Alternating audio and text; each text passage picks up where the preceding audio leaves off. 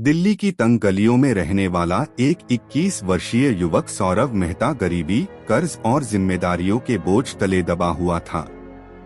मां गंभीर बीमारी से जूझ रही थी, बहन कॉलेज में पढ़ाई छोड़ने की कगार पर थी और खुद सौरभ एक मामूली इंटर्नशिप कर रहा था।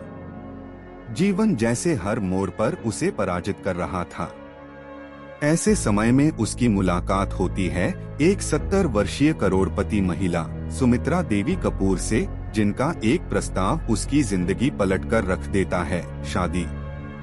एक सस्ती चाय की दुकान पर खड़ा सौरभ अपनी परेशानियों में डूबा था, जब अचानक सामने एक प्रभावशाली वृद्ध महिला आकर खड़ी हो जाती है।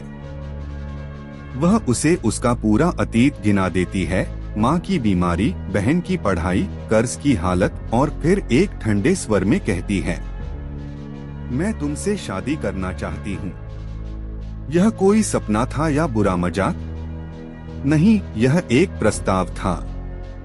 कागजों पर शादी करो, बदले में मैं तुम्हारा सारा कर्ज चुकाऊंगी, माँ का इलाज कराऊंगी, बहन की पढ़ाई का खर्च उठाऊंगी, तुम्हारी स्वतंत्रता बनी रहेगी। सौरभ हिला हुआ था, पर उसका दिल माँ और बहन के लिए फैसला कर चुका था। कुछ ही दिनों में साइन हुए कागज, 2 गवाह और एक रहस्यमयी हवेली में नई जिंदगी की शुरुआत। सौरभ जब पहली बार हवेली में कदम रखता है तो वह किसी महल जैसा प्रतीत होता है। ऊंचे संगमरमर के खंभे, झूमर, विदेशी पेंटिंग्स, सब कुछ एक गहरे रहस्य को छिपाए हुए। लेकिन वहाँ के कर्मचारी अजीब तरह से डरते हैं, खासकर रघुनाथ नामक बूढ़ा नौकर और कमला, मुख्य सेविका। हवेली के दूसरे माले पर जाने की सख्त मनाही थी। वहाँ एक भारी दरवाजा था, जिस पर ताला और ऊपर सीसीटीवी कैमरा। हर रात उस दरवाजे के पार से आती अजीब आवाजें सौरभ को बेचैन करने लगती हैं। सौरभ को पता चलता कि यह हवेली कभी विक्रम कपूर नामक उद्योगपति की थी, जो 15 साल पहले रहस्यमय मौत मरा था। उसकी लाश कभी नहीं मिली। हवेली में लगे अखबारों के कटिंग्स, स्याह छायाएं और कर्मचारियों की चुप्पी इस बात की ओर इशारा करती है कि कुछ छिपाया जा रहा है। एक रात जब सब सो रहे थे, सौरभ सुमित्रा देवी के स्टडी रूम में दाखिल होता है। वहाँ कुछ चौंकाने वाले दस्तावेज और तस्वीरें मिलती हैं। विक्रम कपूर और सौरभ के पिता अमितेश मेहता की तस्वीरें। पत्रों में विक्रम कपूर ने लिखा था कि सुमित्रा ने उसे धोखा दिया, उसे बर्बाद किया और उसके अपने लोगों को उसके खिलाफ कर दिया। एक रात हवेली में घूमते हुए सौरभ को एक पुरानी चाबी मिलती है। यह उसी बंद दरवाजे की चाबी थी।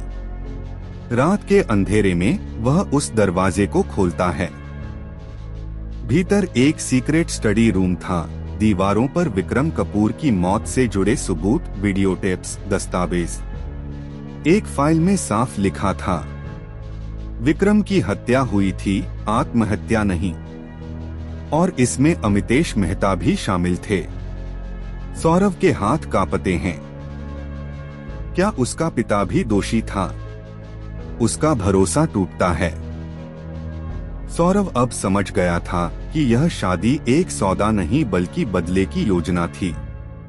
सुमित्रा देवी ने सौरभ को इसलिए चुना ताकि वह अपने पति की मौत का बदला उसके पिता से ले सके। लेकिन अब सौरभ एक मोहरा नहीं, योद्धा बन गया था। वह अपने पत्रकार दोस्त कबीर शर्मा के साथ मिलकर सबूत इकट्ठा करता है, बैंक ट्रांजैक्शंस, हवेली के नौकरों की गवाही, पुराने दस्तावेज। जल्द ही उन्हें सुमित्रा देवी की काली दुनिया का पता चलता है, एक माफिया साम्राज्य, अवैध लेन देन, गायब कर्मचारी। सौरभ और कबीर पुलिस कमिश्नर को सारी जानकारी सौंपते हैं। हवेली पर छापा मारा जाता है।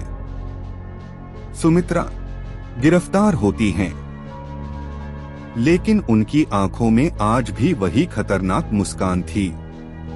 तुम सोचते हो कि तुम मुझे हरा सकते हो? सौरभ शांत स्वर में जवाब देता है, तुम्हारी नफरत ने तुम्हें खुद ही तबाह कर दिया। सुमित्रा देवी की संपत्ति जब्त कर ली जाती है। हवेली नीलाम होती है।